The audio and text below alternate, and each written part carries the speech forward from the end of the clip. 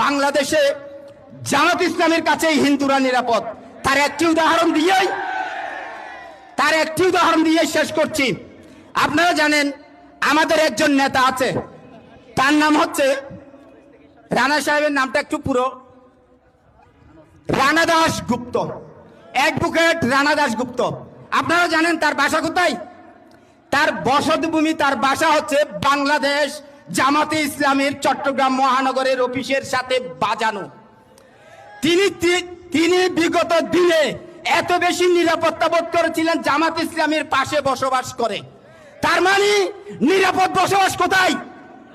জামাত ইসলামের পাশে। সুতরাং আগামী দিনে হিন্দু মুসলিম একজোট, দাঁড়িপাল্লায় দিব ভোট। মার্কা আছে? কোন সে মার্কা? সবাই বলো।